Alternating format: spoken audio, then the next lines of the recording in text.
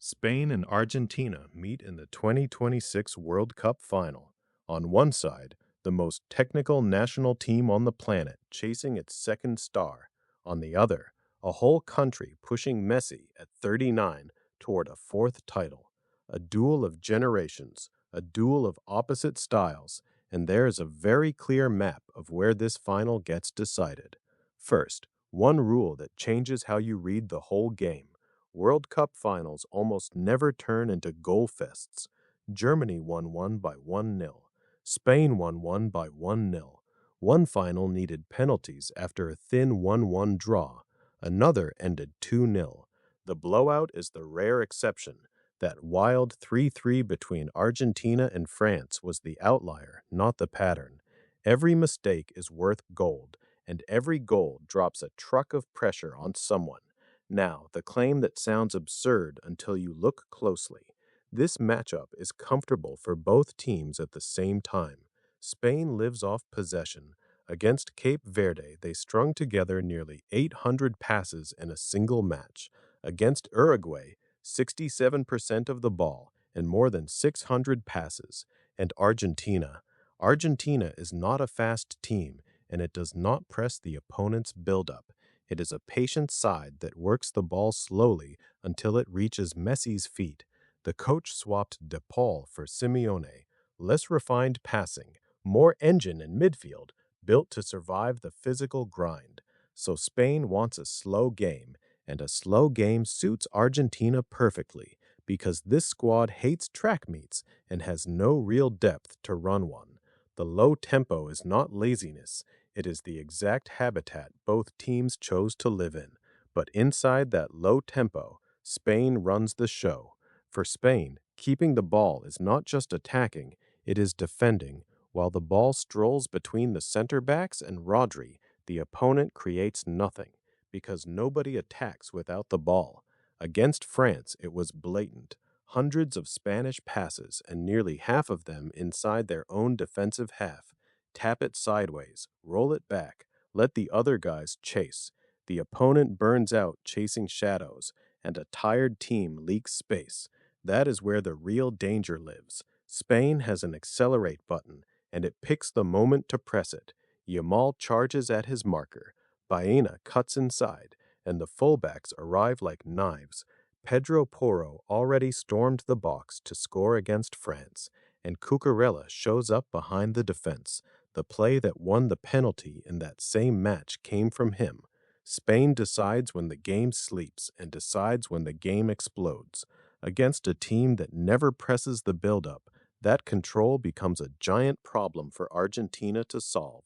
So how does Argentina level a contest like this if Spain is better on the ball? Simple. It drags the game onto a field where technique does not rule, the head.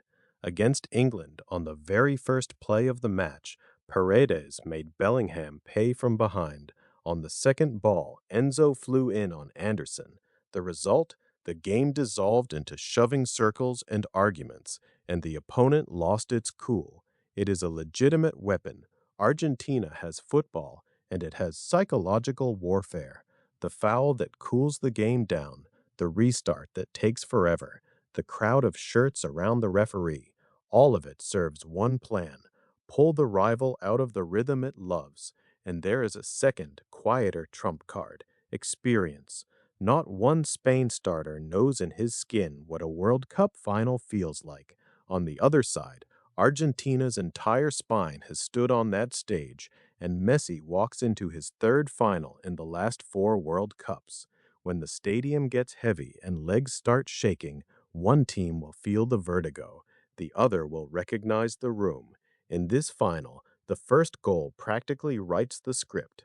Scenario 1. Spain scores first. Argentina is forced out of its shell, and exposing yourself to Spain is handing them exactly what they want: space for Yamal to run into, space for a fast winger off the bench, and a rested rival that keeps passing the ball in your face. Against France, that is precisely how it went. Spain's keeper finished the night without a single hard save, because with a lead, Spain simply hypnotizes you with the ball. Scenario 2. Argentina scores first. Then the most annoying team on the planet is born. Messi draws fouls like no one alive. The ball goes to the corner flag and dies there. Every touch becomes a fall. Every fall becomes a group complaint. The coach locks the house with an extra center back, and a battalion of workers smothers every counter. And that is why this final smells like chess, not like an arcade. In goal for Spain, Unai Simon, maybe not even the country's best keeper, but the coach's trusted man for years. The center-back pair of Laporte and Cubarsí has become a vault. One goal conceded in the entire campaign. One, with Portugal and France along the way. Rodri and Fabian Ruiz form a midfield of nearly 1 meter 90 each, silk passing and honest fighting. Dani Olmo is the needle. His back heel put Yamal one-on-one with the keeper, and his pass set up the fullback's goal against France. Paredes will stick to him like a sticker. Up front, Oyarzabal is the most underrated striker of the tournament. He finishes with both feet, heads, creates, and still defends. And there is Yamal, quiet World Cup so far, but he carries the kind of burst that settles a final in one play. On Argentina's side, Dibu Martinez is steady in open play and a nightmare in shootouts. The defense pairs Cuti Romero, pure muscle, with Lisandro Martinez, a 1 meter 75 center back who beats giants in the air through pure reading. The tastiest duel, Cucurella against Messi. The Spaniard marks tight, strong, aggressive, which is exactly why Messi will drift away from him, floating inside, behind the midfield line, where he receives facing the goal and free. On the ball, man for man, Spain is better. And if you need a single image to understand the size of this final, it is this one. Years ago, in a photo shoot, a young Messi held a baby in a bathtub. That baby grew up, put on Spain's shirt, and became Lamine Yamal. Now destiny sat them both at the same table. The kid can win his first World Cup over the idol who once carried him, or the veteran can seal his legend, lifting a fourth title in front of the future he once cradled. Tell me in the comments, in this final, do you take the legend or the heir?